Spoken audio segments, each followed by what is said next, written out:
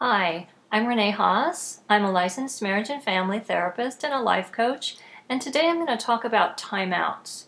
Now, most of us associate that word timeouts with little kids who have to go to their room or go sit in the corner because they've been naughty. But the kind of timeouts I'm talking about apply to adults who have gotten into a discussion that's disintegrated into a hurtful, non-productive argument. So if one or both of you have escalated to the point where you're screaming or name calling or dredging up a bunch of stuff from the past or doing anything else that's not going to help this situation at all, if you keep it up, I advise you to take a timeout. A timeout is different from just ending the argument.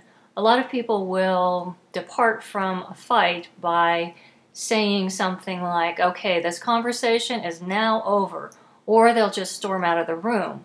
But in those kind of situations, the issue that you were arguing about never gets resolved. So with a timeout, you also have to have a time in.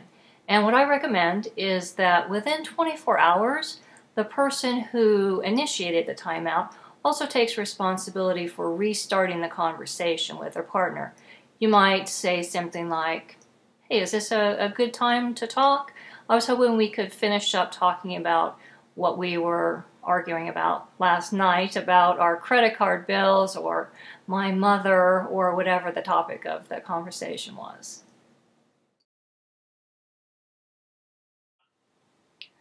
When calling the time in, choose your time wisely.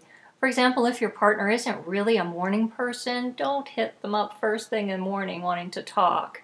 And if they've just come home and made it clear that they've had a really hard day at work, give them a chance to relax before you try to reinitiate this conversation.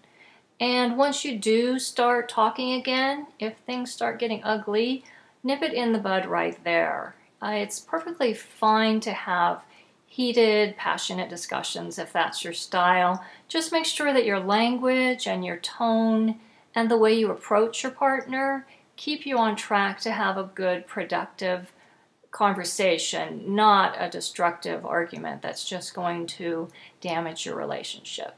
So that's it for today. Take good care.